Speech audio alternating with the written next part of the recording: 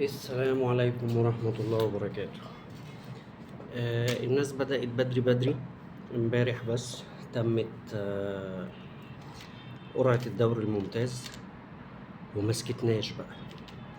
لقينا اللي طلعوا علينا القرعة ظالمة. أيوة، طب ليه؟ مفيش سبب، بس هي ظالمة.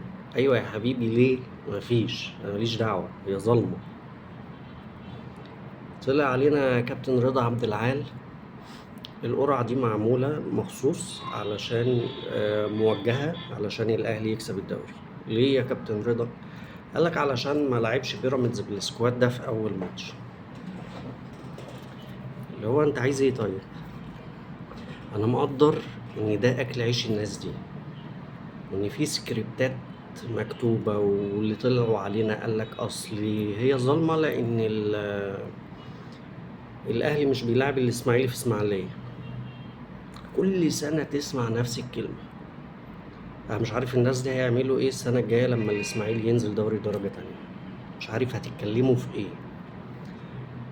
طلع يوريشيتش قال لك هتموتوا اللعيبة ازاي تلعب الساعة 5؟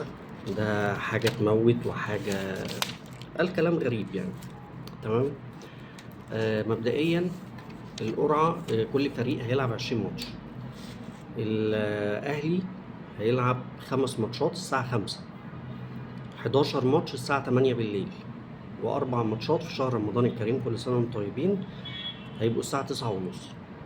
بيراميدز هيلعب 5 ماتشات الساعة 5، 11 ماتش الساعة 8، وأربع ماتشات في شهر رمضان الساعة 9:30. الزمالك هيلعب 5 ماتشات الساعة 5، 11 ماتش الساعة 8، وأربع ماتشات الساعة 9:30 في شهر رمضان. يعني كل الفرق تقريبا هتلعب في نفس التوقيت اللي هو الساعة 5، 5 ماتشات، سواء الزمالك، الأهلي، بيراميدز.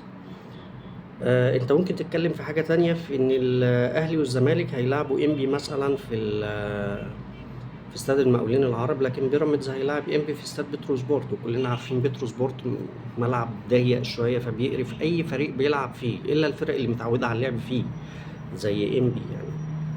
فممكن اللي يتظلم مثلا بيراميدز يتظلم في حاجة زي دي، لكن غير كده لا. بالنسبة للزملكاوية كتير جدا طلعوا، أنا زملكاوي بالمناسبة، زملكاوية كتير جدا طلعوا اتكلموا لا الظلم اللي مش ظلم، حاجات كده كتير. يا جماعة، مبدئيا بس أنت لو حسبت بيراميدز هيلعب كام ماتش في ملعب 30 يونيو اللي هو الدفاع الجوي الملعب بتاعه، هتلاقيه هيلعب 10 ماتشات على أرضه. طب الأهلي هيلعب كام ماتش على استاد القاهرة؟ هيلعب 10 ماتشات. الزمالك هيلعب كام ماتش على استاد القاهرة؟ هيلعب 12 ماتش.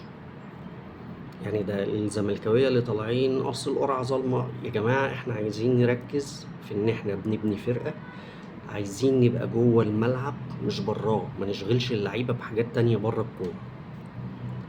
يا ريتكم كنتوا اتكلمتوا مثلا عن الصفقات الجديدة اللي احنا عاملينها وهيعلن عنها يعني في خلال ساعات. بالمناسبة، علشان فعلا التعصب الأعمى دوت يعني بيكره الإنسان في إن هو يقعد يتفرج على الدوري المصري بتاعنا اللي جايزة البطل بتاعه 5 مليون جنيه. مش لاقي كلام أقول. المهم، أنا مش عايز أنساق بقى ورا الكلام ده، بس أنا طلعت بس أعلق بسرعة على الناس اللي بدون أي شيء راحوا طلعوا الدوري ظالم، القرعة موجهة، مش عارف إيه. يا ريت بقى يعني، يا ريت ترحمونا شوية. أنا عارف إنه أكل عيشكوا، بس يعني يا ريت تشوفوا شغلانة تانية. طيب بالنسبة للزمالك، في 3 صفقات جديدة. يمكن نبدأ بعبد الحميد معالي، هو جناح مغربي شاب عنده 19 سنة. أرقامه غريبة جدا. ومبدئيا زي القطط ب7 أرواح. كان في حادثة شهيرة للاعبين، 6 لعيبة في اتحاد طنجة، كانوا بيتفسحوا في فسحة بحرية وكده، فخدوا مركب، المركب دي غرقت. توفى 2 لعيبة طبعا في حادث مأساوي، ونجا 4. واحد من ال4 دول هو عبد الحميد معالي. عشان كده بقول هو زي القطط ب7 أرواح. طيب اللعيب ده آه ما تفهمش هو ده مرض ولا ده ميزة، هو عنده فرط حركة. طب نعالجه؟ قال لك لا، سيبه نقرف بيه الخصوم. هو لعيب ما بيسكتش، عامل كده زي ما كنا مسمين كهربا في الدوري المصري كهربا، لانه طول الوقت يعني اكتف قوي، بيتحرك كتير قوي. هو نفس الشيء، نفس القصة. الراجل ده فيه رقم ملفت جدا بالنسبة له، هو ان في البطولة المغربية او الدوري المغربي السنة اللي فاتت، اتحاد طنجة لعب 30 ماتش، الراجل ده لعب منهم 29 ماتش. اتحاد طنجة من فرق الوسط، يعني مش فرقة ضعيفة علشان تعتمد على ناشئ كل الماتشات دي. الراجل ده لعب فعلا 39 مباراة من أصل 30 مباراة. تمام. وزي ما كنت بقول، ده رقم مش سهل إن مدير فني يعتمد على ناشئ بشكل أساسي في 29 مباراة. لكن الراجل ده من الناشئين الواعدين جدا في المغرب. الراجل ده لاعب مع منتخب الشباب تحت 17 سنة، منتخب المغرب، وصل نهائي كاس افريقيا اللي اتعملت في الجزائر، خسر في النهائي 1-0 من الجزائر البلد المستضيف. وصل لثمن النهائي كاس عالم مع منتخب المغرب، برضو لعب 5 ماتشات في البطولة، عمل 3 اسيست، وده مش رقم قليل برضو.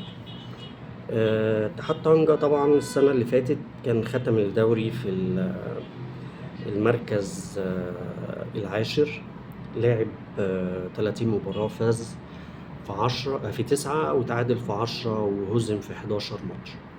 أنا متوقع إن عبد الحميد معالي يبقى من الناس المبشرين جدا في الزمالك إن شاء الله، يعمل يعني شيء كويس مع نادي الزمالك. هو بالمناسبة وينج رايت. طيب الصفقة اللي بعدها أو الانتداب اللي بعده، ما بحبش أقول عليهم صفقات، انتداب، يا هينجح يا مش هينجح.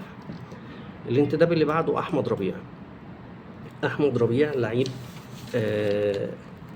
رقم 6، بس هو مختلف شوية عن الشكل اللي احنا معتادين عليه للعيب رقم 6. مش لعيب ضريب، يعني لعيب كورة.